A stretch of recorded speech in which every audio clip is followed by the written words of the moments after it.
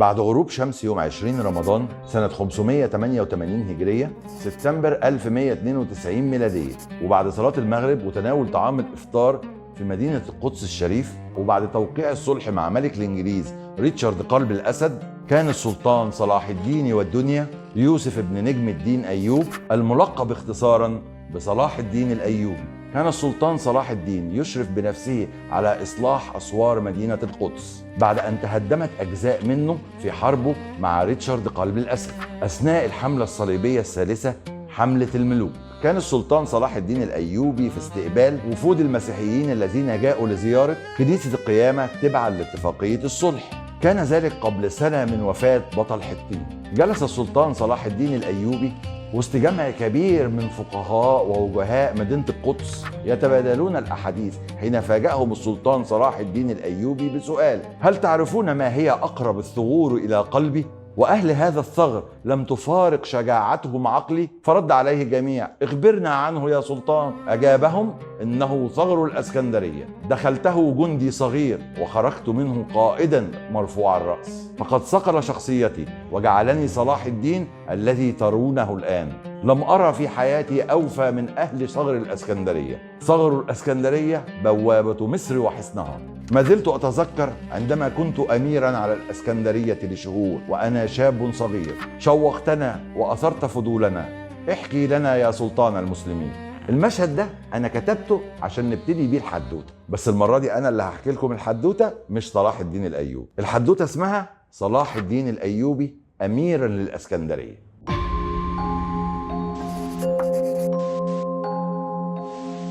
قبل ما نبتدي الحدوتة دي، وزي كل حدوتة تاريخية لازم نركز شوية ولازم نعرف شوية معلومات تاريخية مهمة عشان ما نتوهش وسط زحمة الحدوتة. أول حاجة لازم نعرفها إن صلاح الدين الأيوبي اسمه الحقيقي يوسف ابن نجم الدين أيوب، لكن صلاح الدين ده لقب اتلقب بيه. تاني حاجة لازم نعرفها إيه اللي كان بيحصل للدولة الفاطمية في مصر في الفترة دي. الدولة الفاطمية كانت بتمر بعصر إحنا بنسميه عصر الوزراء، والعصر ده ابتدى بعد ما مرت مصر بمحنة كبيرة جدا اسمها الشدة المستنصرية، والشدة دي كانت في عصر الخليفة الفاطمي المستنصر بالله. وفي الشدة دي استعان الخليفة الفاطمي بأمير الجيوش بدر الدين الجمالي من الشام عشان يساعده انه يعيد الانضباط والنظام لمصر بعد ما الامور فلتت من ايد الخليفة الفاطمي خالص. في الوقت ده بدأ عصر اسمه عصر الوزراء، وده كان بناء على شروط أمير الجيوش بدر الدين الجمالي، وإن كل الصلاحيات تبقى في إيده. وفي عصر الوزراء ده الوزراء كانوا متحكمين في كل حاجة، الجيوش والوزارة والدواوين. يعني الخليفة مجرد اسم قاعد في القصر بتاعه مع الحاشية والجواري، واسمه مجرد يتقال في خطبة الجمعة. وفي آخر عصر الوزراء ده، يعني في آخر عصر الدولة الفاطمية، كان في صراع كبير بين اتنين من القادة على منصب الوزارة، شاور ودرغام. تالت حاجة لازم نعرفها ايه الوضع على الأرض، مين اللي بيلعب في الملعب. أولا على الحدود الشرقية لمصر كان في الصليبيين في مدن الساحل الفلسطيني والقدس، وفي الشام كان في الدولة الزنكية، ودي الدولة اللي أسسها القائد عماد الدين زنكي. كده الملعب فيه صراع بين 3 لعيبة.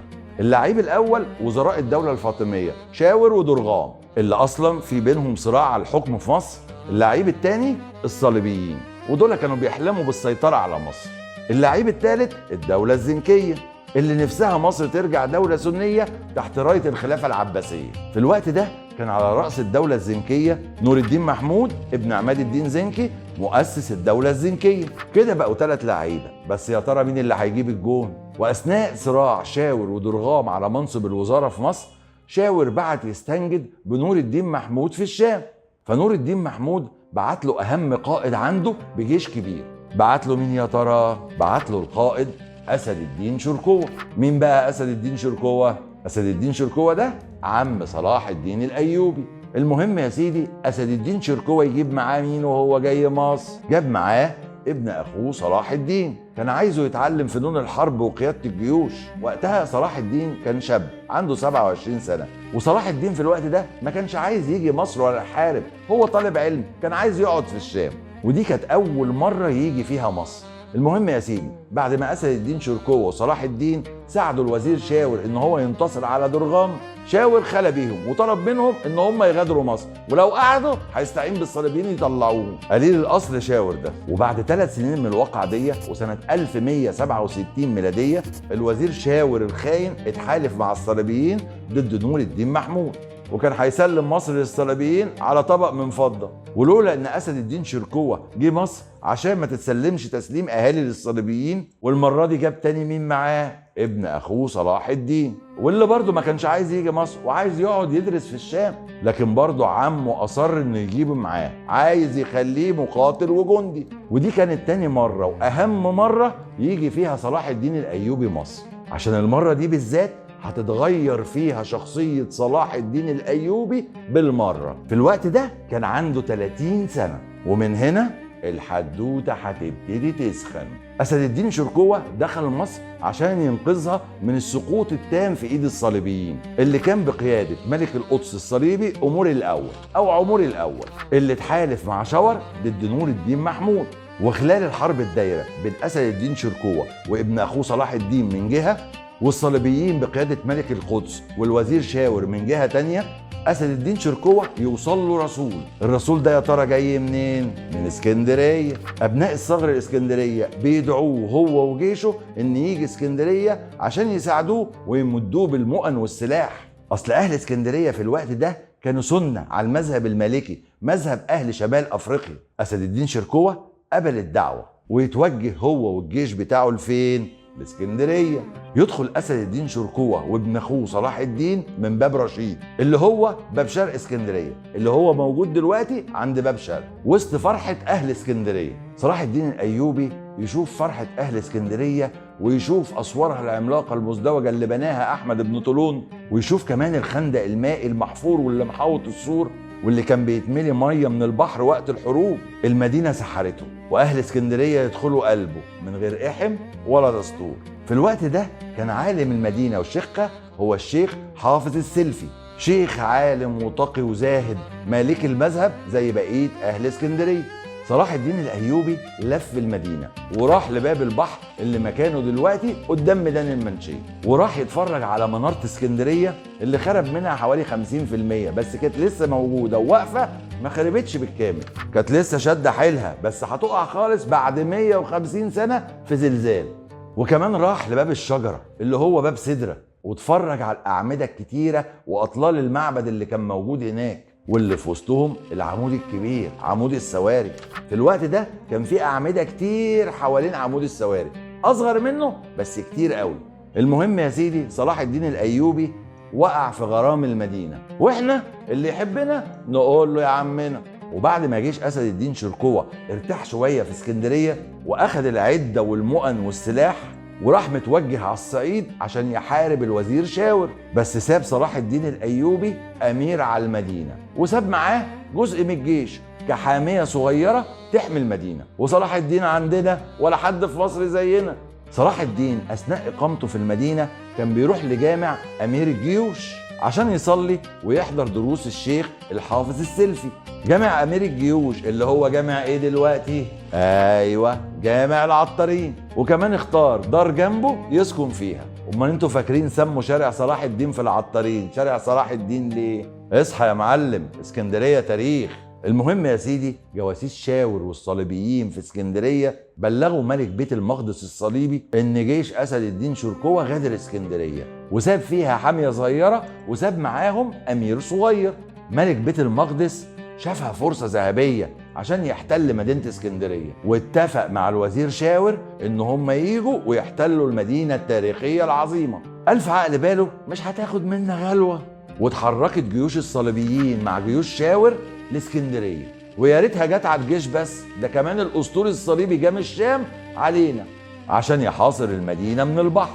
واول ما قربت الجيوش على باب رشيد والمراكب قربت على باب البحر، انتبهت الحاميه ومعاها اهل اسكندريه ان الصليبيين وشاور بداوا في مهاجمه المدينه بكل قوه، وتبدا مآذن اسكندريه تأذن ويعلى فيها النداء الشهير: حي على الجهاد، حي على الجهاد. الحاميه بتقفل ابواب اسكندريه وتوزع نفسها على الابراج وعلى الحصون. بس للأسف الشديد عددهم كان صغير، واللي أدهش صلاح الدين إنه فجأة لقى شباب اسكندرية ورجالتها وستاتها كلهم ماسكين سلاح وجايين عشان يدافعوا عن المدينة. صلاح الدين بدأ يقسم أهل اسكندرية لمجموعات ويوزعهم على الأبواب والتحصينات الدفاعية جنب رجال الحامية، والحريص فيهم على الاستشهاد عمل منهم مجموعات استشهادية. وفي وسط جموع أهل اسكندرية كان شيخها وعالمها الحافظ السلفي كتف بكتف مع صلاح الدين، كان بيشجع أهل اسكندرية في الدفاع عن المدينة. الصليبيين ما عرفوش يخشوا المدينة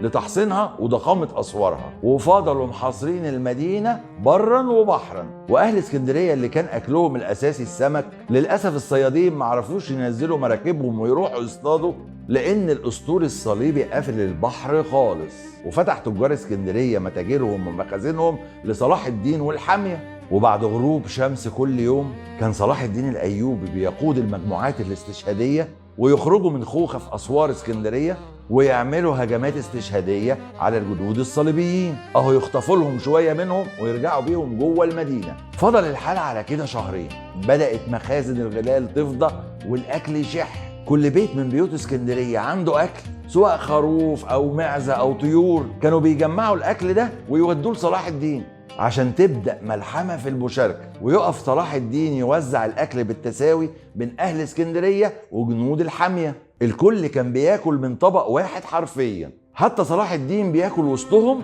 وزيهم.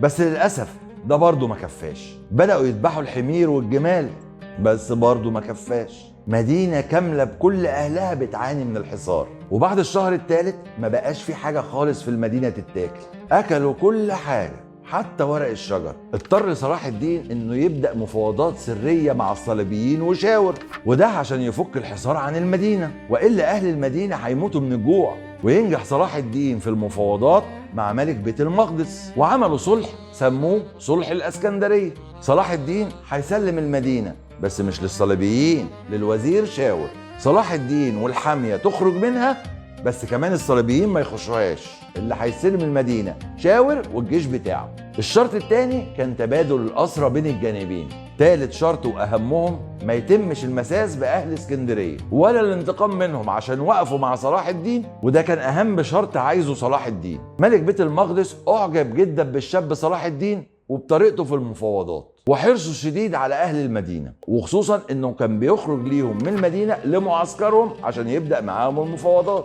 من غير ما يخاف على نفسه من الموت.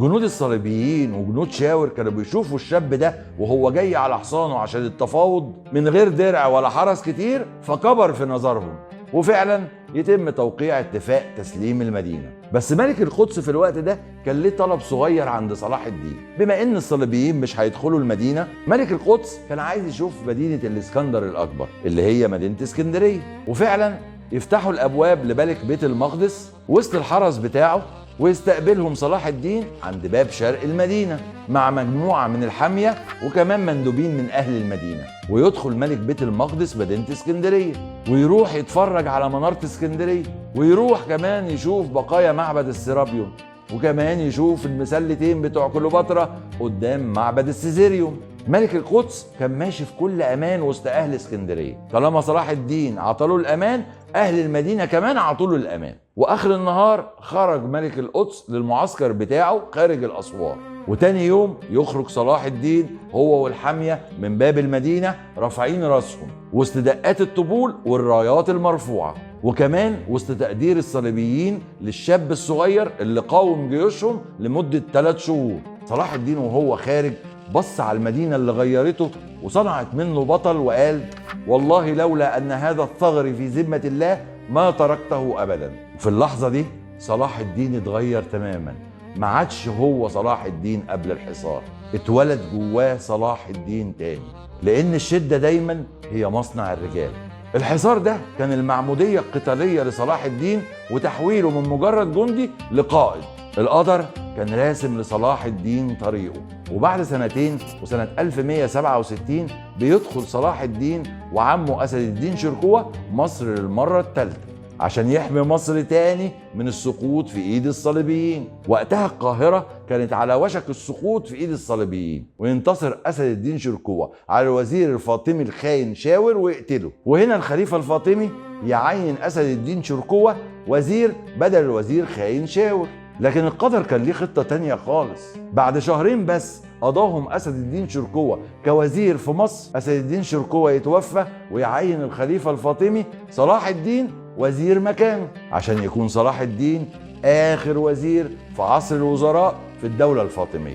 وبعد 4 سنين وفي سنة 1171 ميلادية تنتهي الدولة الفاطمية بوفاة الخليفة الفاطمي العاضد بدين الله، ويبدأ عصر الدولة الأيوبية، ويرفع الدعاء في المساجد لخليفة المسلمين العباسي عشان يبقى وش اسكندرية مش حلو على صلاح الدين الأيوبي بس، لا على مصر وعلى كل أنحاء العالم الإسلامي، عشان يبدأ عصر تحرير بيت المقدس. لكن صلاح الدين الأيوبي عمره ما نسى اسكندرية، كان يحب دايما يجي لها في رمضان، ويقعد مع أهلها، وخفف الضرائب على تجارها عشان موقفهم معاه في الحصار، وبنى للشيخ الحافظ السلفي المدرسة الحافظية، وكمان أعاد تحصين المدينة وأعاد إعمار دار الصناعة أو الترسانة، وجعل اسكندرية مقر الأسطول الدولة الأيوبية اللي كان القائد بتاعه القائد العربي حسام الدين لؤلؤ. وكان من ضمن أسطول اسكندرية فرقة تسمى فرقة العوامين، ضفادع بشرية يعني، وكان من ضمن فرقة العوامين دي جندي مسلم اسمه عيسى العوام. وتوتة توتة ولسه للحدوتة بقية في حواديت اسكندرية المخفية. طبعا هتقولي انت جبت المعلومات دي منين يا وائل؟ احنا اول مرة نعرفها. اول حاجة مؤرخ عصر صلاح الدين الايوبي ابن شداد في كتابه النوادر السلطانية والمحاسن اليوسفية، وابن الأثير في كتابه الكامل في التاريخ، والمؤرخ المملوكي ابن تغري بردي في كتابه النجوم الزاهرة. وفي آخر الحدوتة عايزكم تستنوا، لسه كمان في جزئين بقية للحدوتة، بس ما تنسوش تعملوا لنا لايك وشير وسبسكرايب.